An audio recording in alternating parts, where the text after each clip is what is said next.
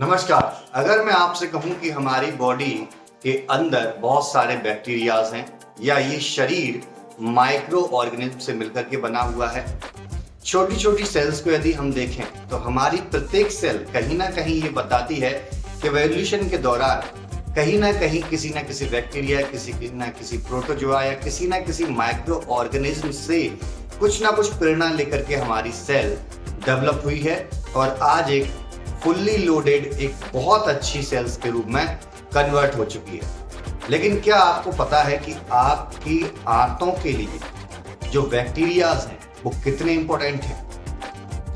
आपने सुना होगा कि कई व्यक्ति कहते हैं कि इंसान का दूसरा ब्रेन उसका पेट होता है। अगर उसका पेट खराब है तो उसका फर्स्ट ब्रेन यानी कि उसका दिमाग सही तरीके से व्यवस्थित रूप से नहीं सोच सकता। क्या आपको पता है कि आपकी आंतों के अंदर पाया जाने वाला माइक्रोबायोटा की संख्या ही 10 to the power 13 to 14 है। मतलब 10 के पीछे 13 या 14 जीरो और लगा लीजिए, उसको काउंट कर लीजिए।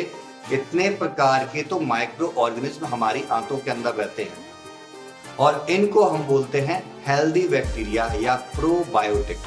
तो आज के वीडियो में हम जानने का प्रयास करेंगे कि ये प्रोबायोटिक होते क्या है और प्रोबायोटिक का हमारी हेल्थ पर क्या बेनिफिट है और ये नेचुरली हमारे किन भोजनों के अंदर पाए जाते हैं जिनसे हम इनको इजीली लेकर के अपनी हेल्थ को और अच्छा कर सकते हैं।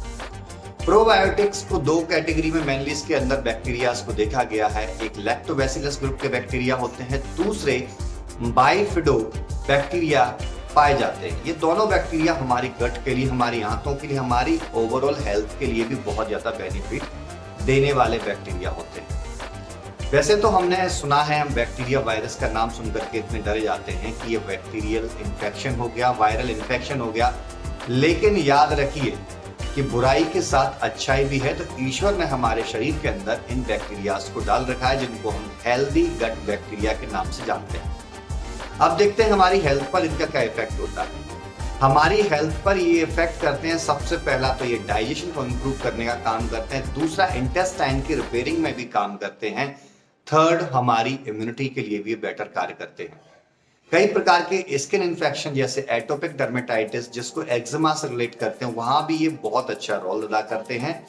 यदि आपकी आंतों की हेल्थ बहुत अच्छी है तो यकीन मानिए कि आपकी जो ब्रेन की हेल्थ है वो भी बहुत अच्छी हो जाती है।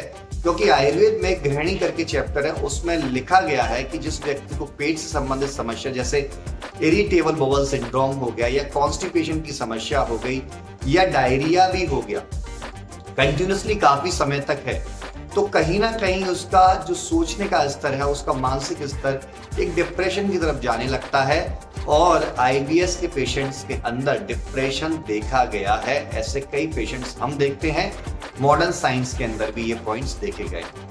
तो आपको पता चला होगा कि कितने ज्यादा हेल्दी होते हैं ये प्रोबायोटिक्स। मोस्टली जो बच्चे होते हैं उनको ज्यादातर लूज मोशंस या डायरिया जो होता है इन्हीं प्रोबायोटिक्स की कमी के कारण होता है। अब इन प्रोबायोटिक्स को हम ले कैसे सकते हैं? तो प्रोबायोटिक का सबसे बेस्ट सोर्स जो मैं मानता हूं वो डाइटरी प्रोडक्ट के अंदर हम मानते हैं दही को। दही के अंदर लैक्टोबैसिलस बैक्टीरिया के साथ साथ कई बैक्टीरियाज होते हैं जो कि बहुत अच्छे तरीके से हमारी हेल्थ को इम्प्रूव करते हैं, हमारी गट हेल्थ को बहुत अच्छा करते हैं। ईस्ट के अंदर भी बहुत ज्यादा वो होता है, चीज के अंदर भी हमारे कई प्रकार के बैक्टीरियाज होते हैं, तो वहां से आप ले सकते हैं। या सिंपली मैं कहूं, जो फूड आइटम्स जिनको हम फर्मेंटेड करके, जैसे फर्मेंटेशन मीन्स जैसे अचार के अंदर हम करते हैं फर्मेंटेशन, तो जो भी फूड हैं जिनको हम फर्मेंटेड करके तैयार करते हैं उन सभी के अंदर प्रोबायोटिक्स यानी कि ये लैक्टोबैसिलस और बाइफिडो बैक्टीरिया डेफिनेटली पाए जाते हैं और आपको उनका सेवन करना चाहिए। तो उम्मीद करता हूं कि आपको इस वीडियो से बहुत जानकारी मिली होगी।